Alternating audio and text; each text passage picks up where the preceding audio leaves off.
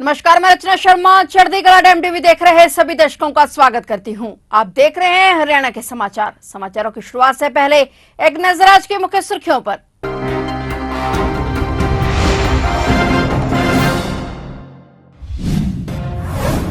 अवैध किले में तब्दील हुआ रैली स्थल, कुरुक्षेत्र में चप्पे चप्पे पर कड़ी सुरक्षा। पीएम मोदी कल कुरुक्षेत्र से करेंगे चुनावी शंखनाद। पहली बार सत्र नहीं बुलाए जाने पर हरियाणा विधानसभा भंग, अब नायब सैनिक कार्यवाहक सीएम। राज्यपाल बंडारू दत्तात्रेय ने विधानसभा को किया भंग। भाजपा के पूर्व मंत्री कर्णदेव कंबोज कांग्रेस में हुए शामिल। सीएम सैनी से हाथ न मिलाने वाले कंबोज ने भूपेंद्र हुड्डा से किया हैंडशेक। कर्णदेव कंबोज ने कांग्रेस से मिलाया हाथ।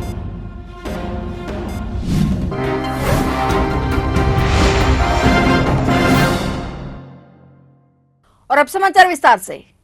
हरियाणा विधानसभा चुनाव को लेकर पीएम मोदी कल 14 सितंबर को हरियाणा दौरे पर आ रहे हैं। वे कुरुक्षेत्र से चुनावी शंखनाद करेंगे, बीजेपी उम्मीदवारों के समर्थन में प्रचार करेंगे और जनता से वोटिंग की अपील करेंगे। इस रैली में भारी भीड़ पहुंचने की भी संभावना जताई जा रही है। ऐसे में प्रशासन ने सुरक्षा व्यवस्था के पुख्ता इंतजाम किए हैं। साथ ही ट्रैफिक एडवाइजरी भी जारी कर दी गई है। हरियाणा विधानसभा चुनाव के चलते भारतीय जनता पार्टी के लिए देश के प्रधानमंत्री नरेंद्र मोदी कल थीम पार्क कुरुक्षेत्र में रैली करेंगे। रैली स्थल से लेकर 2 किलोमीटर दूर तक चप्पे चप्पे पर सुरक्षाकर्मी तैनात किए गए हैं। पुलिस के वरिष्ठ अधिकारियों द्वारा रैली स्थल का दौरा कर सुरक्षा प्रबंधों का जायजा लिया जा रहा है। थीम पार्क कुरुक्षेत्र में होने वाली प्रधानमंत्री नरेंद्र मोदी की चुनावी रैली को लेकर पुलिस द्वारा भूतपूर्व सुरक्षा प्रबंध किए गए हैं। रैली स्थल के अंदर भी बहुस्तरीय सुरक्षा घेरा रहेगा, जिसमें पुलिस की सिक्योरिटी विंग के जवान, एसपीजी और अर्धसैनिक बल के जवान तैनात रहेंगे। यह पहली बार है जब सत्र नहीं बुलाए जाने पर विधानसभा भंग की गई है। इससे पहले भी हरियाणा में 3 बार विधानसभा समय से पहले भंग की गई, मगर तीनों में कारण समय से पहले चुनाव करवाना था। हरियाणा सरकार की सिफारिश के बाद राज्यपाल बंडारू दत्तात्रेय ने विधानसभा को भंग कर दिया है। विधानसभा सचिवालय की ओर से इस बारे में अधिसूचना भी जारी कर दी गई है। अब सीएम नायब सिंह सैनी अगली सरकार के गठन होने तक कार्यवाहक सीएम के तौर पर काम करेंगे। वे कोई नीतिगत फैसले नहीं ले पाएंगे, मगर आपातकालीन स्थिति आने पर वे फैसले लेने के लिए अधिकृत होंगे। सैनी सरकार का कार्यकाल 3 नवंबर तक था, मगर नई सरकार का गठन 8 अक्टूबर के बाद होना है। इस लिहाज से करीब 1 महीने पहले विधानसभा भंग की गई है। नायब सिंह सैनी की सरकार ने 13 मार्च की आखिरी बार विधानसभा का सत्र बुलाया था और इसके बाद 12 सितंबर तक सत्र बुलाया जाना जरूरी था, मगर सरकार सत्र बुलाने में असफल रही। ऐसे में सरकार के पास विधानसभा भंग करने के अलावा कोई दूसरा विकल्प नहीं था। भाजपा के पूर्व मंत्री कर्णदेव कंबोज कांग्रेस में शामिल हो गए हैं। वे रोदार से एक टिकट मांग रहे थे, लेकिन भाजपा ने श्याम सिंह राणा को टिकट दिया था। इससे नाराज कंबोज ने मिलने पहुंचे सीएम सैनी से भी हाथ नहीं मिलाया और आज उन्होंने कांग्रेस का दामन थाम लिया है। हरियाणा के पूर्व मंत्री कर्णदेव कंबोज को दिल्ली में पूर्व मुख्यमंत्री भूपेंद्र सिंह हुड्डा ने पार्टी की सदस्यता दिलाई। कंबोज 2014 में इंदिरा सीट से विधायक बने थे।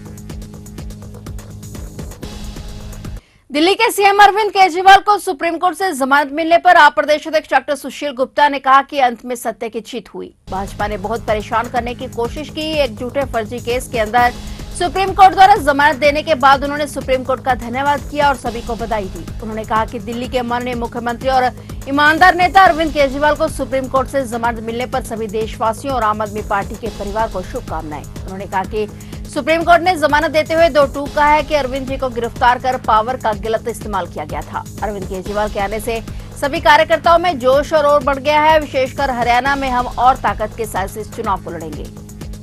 आज अरविंद केजरीवाल जी को सुप्रीम कोर्ट से दोबारा जमानत मिली है।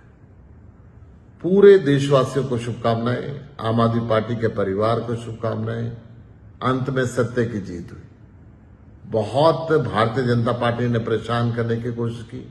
एक झूठे फर्जी केस के अंदर सुप्रीम कोर्ट की जमानत देने के बाद भी दोबारा अरेस्ट किया।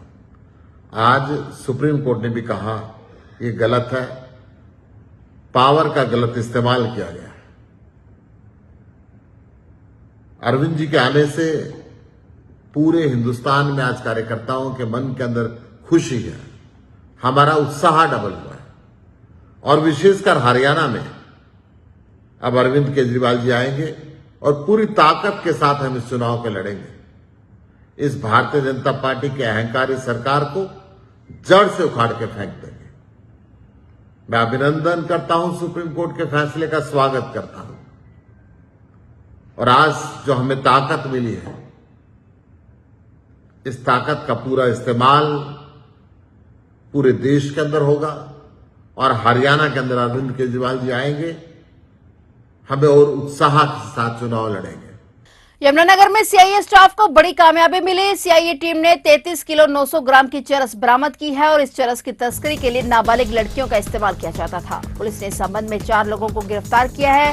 सीआईए स्टाफ के इंस्पेक्टर यादविंदर सिंह ने बताया कि उन्हें सूचना मिली थी कि ट्रेन के माध्यम से चरस की खेप की जा रही है, जिसको लेकर टीम गठित की गई और 4 लोगों को गिरफ्तार किया गया। गिरफ्तार किए गए लोगों में 3 नाबालिग लड़कियां हैं, जिनका इस्तेमाल चरस तस्करी में किया जाता था। उन्होंने बताया कि 33 किलो 900 ग्राम चरस बरामद की गई है और जिसमें राज नामक युवक सहित 4 लोगों को गिरफ्तार किया गया है, जो बिहार के मोतिहारी के रहने वाले बताए जा रहे हैं। इस चरस की कीमत बाजार में 1 करोड़ रुपए बताई जा रही है। उन्होंने बताया कि ये लोग पहले भी चरस की तस्करी करते थे, लेकिन अब बड़े पैमाने पर की है, जिसको लेकर 4 को गिरफ्तार किया गया है। हरियाणा विधानसभा चुनाव के मद्देनजर तमाम पार्टियां सत्ता हासिल करने के लिए आखिरी प्रयास तक आजमा रही हैं। इस रेस में मुख्य तौर पर कांग्रेस और बीजेपी शामिल हैं, जो बहुमत के आंकड़े को पार कर सकती है। इस चुनाव के लिए सभी पार्टियों के तमाम प्रत्याशियों ने कल 12 सितंबर तक नामांकन भी भर दिया है और अब कांग्रेस ने हरियाणा चुनाव में अपने स्टार प्रचारकों का लिस्ट को जारी कर दिया है। इस सूची में 40 नेताओं के नाम हैं। मल्लिकार्जुन खड़गे, राहुल गांधी, प्रियंका गांधी, सोनिया गांधी के साथ साथ हिमाचल प्रदेश के मुख्यमंत्री सुखविंदर सिंह सुक्खू का नाम भी स्टार प्रचारकों की सूची में शामिल है। पंजाब के नेताओं में पंजाब कांग्रेस अध्यक्ष अमरिंदर सिंह राजा वड़िंग, नेता प्रतिपक्ष प्रताप सिंह बाजवा, पंजाब के पूर्व मुख्यमंत्री चरणजीत सिंह चन्नी का नाम है। अशोक गहलोत और सचिन पायलट का नाम भी स्टार प्रचारकों की लिस्ट में है। इसके साथ ही हरियाणा कांग्रेस के नेताओं में पूर्व मुख्यमंत्री भूपेंद्र सिंह हुड्डा, अध्यक्ष उदयवान, कुमारी शैलजा, रणदीप सिंह सुरजेवाला, विनेश फोगाट का नाम भी शामिल किया गया है और स्टार प्रचारकों की लिस्ट में और भी कई नाम शामिल हैं। नामांकन प्रक्रिया पूरी होने के बाद चुनाव की रणनीति पर मंथन करने के लिए रोहतक स्थित भारतीय जनता पार्टी के प्रदेश कार्यालय में देर रात तक हाई लेवल की बैठक चली, जिसमें हरियाणा के चुनाव प्रभारी और केंद्रीय मंत्री धर्मेंद्र प्रधान, केंद्रीय मंत्री मनोहर लाल, कार्यकारी मुख्यमंत्री नायब सिंह सैनी, भाजपा प्रदेश प्रभारी डॉक्टर सतीश पुनिया और प्रदेश अध्यक्ष मोहनलाल बडोली सहित संगठन के बड़े नेताओं ने भाग लिया। बैठक में रूठों को मनाने की और आगामी चुनाव की रणनीति के तहत बड़े नेताओं के दौरे हरियाणा चुनाव के दौरान करवाने को लेकर चर्चा हुई। बैठक खत्म होने के बाद हरियाणा के कार्यकारी मुख्यमंत्री नायब सिंह सैनी ने जहां अपनी जीत का दावा किया, वहीं कांग्रेस पार्टी पर जमकर कटाक्ष किया। उन्होंने कहा कि राहुल गांधी दोहरे चरित्र के व्यक्ति हैं, देश में आरक्षण को लेकर बड़ी बड़ी बातें करते हैं तो विदेश में जाकर आरक्षण खत्म करने की बात कर रहे हैं। यह दुर्भाग्यपूर्ण है। वहीं सीएम नायब सिंह सैनी ने प्रदेश में तीसरी बार भाजपा की सरकार बनने का दावा किया। रोहतक के महम में भाजपा के राज्यसभा सांसद रामचंद्र जागड़ा पर जानलेवा हमला किया गया। सांसद सिरसा से भाजपा के उम्मीदवार रोहतास जांगड़ा का नामांकन भरवाकर घर लौट रहे थे, तभी उनकी गाड़ी के पीछे कैंटर लग गया और सांसद के गनमैन ने पुलिस को बताया कि कैंटर के ड्राइवर ने जानबूझकर उनकी गाड़ी को टक्कर मारने की कोशिश की। सांसद के घर तक उनका पीछा किया गया। सांसद के ड्राइवर और सुरक्षा कर्मियों ने कुशलता से गाड़ी दौड़ाकर अपनी जान बचाई। हालांकि सांसद को घर छोड़ने के बाद जब सुरक्षा बलों ने कैंटर का पीछा किया तो आरोपी कैंटर चालक फरार हो गया। पुलिस मामले की जांच कर रही है। महम थाने में इस वारदात को लेकर केस दर्ज कर लिया गया है और पुलिस मामले की गंभीरता से जांच कर रही है। कैंटर ड्राइवर का पता लगाने के लिए पुलिस द्वारा प्रयास किए जा रहे हैं।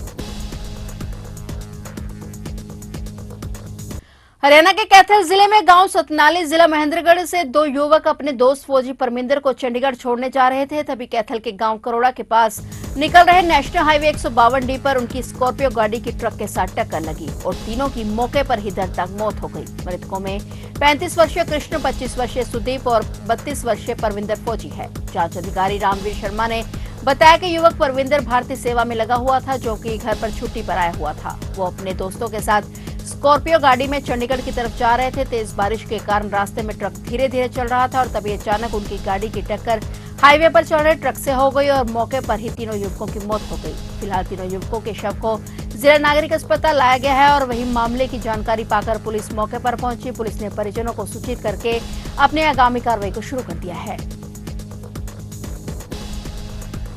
तो आप देख रहे थे हरियाणा के समाचार और नए समाचारों के साथ फिर से हाजिर होंगे। तब तक के लिए देखते रहिए चढ़ती कला टाइम टीवी।